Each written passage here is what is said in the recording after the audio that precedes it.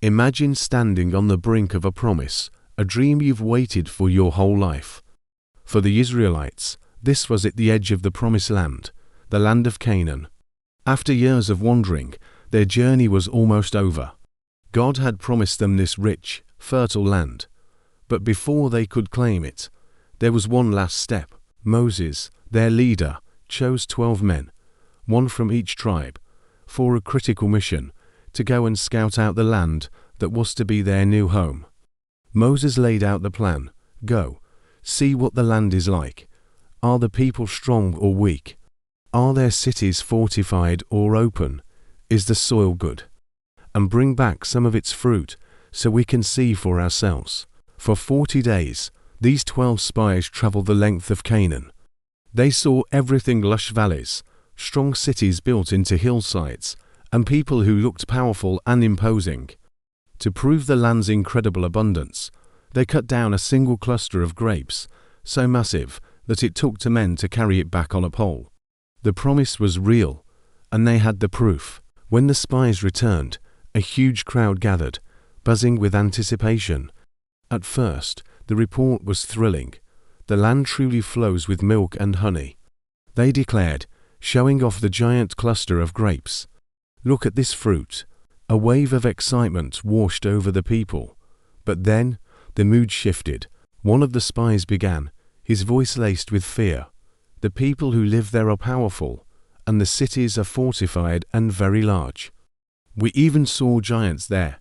Next to them, we felt as small as grasshoppers. Suddenly, the camp was divided. 10 of the spies painted a picture of certain defeat. We can't attack those people.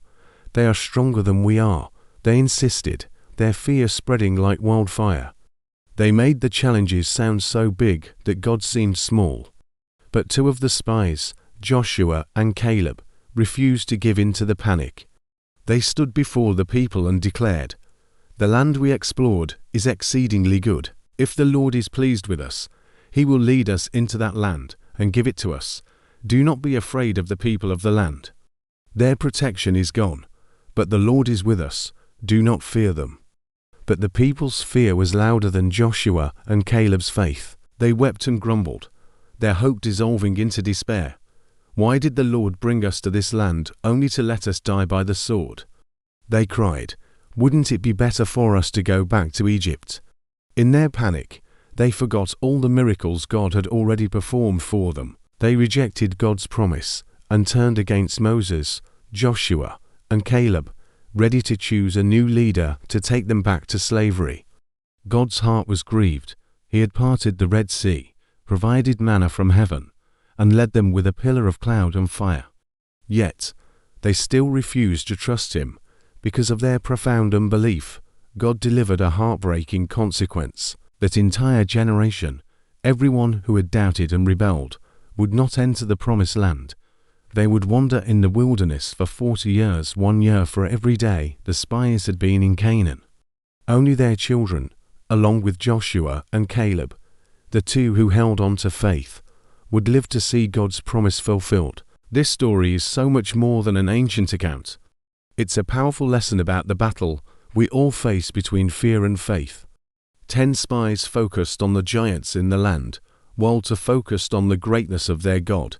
The people chose to listen to the voices of fear, and it cost them their destiny. It shows us that when God makes a promise, our only job is to trust that He is faithful to complete it. The real question is, will we let our fears dictate our future, or will we step out in faith? The journey of the 12 spies reminds us that faith isn't about pretending challenges don't exist. It's about seeing the challenges and remembering who is bigger. The giants in our lives might seem overwhelming, but our God is infinitely greater. When we walk with Him, what seems impossible can become our greatest victory. Thank you so much for watching. If this story resonated with you, please give this video a like and consider subscribing for more content that explores faith and life. See you in the next one.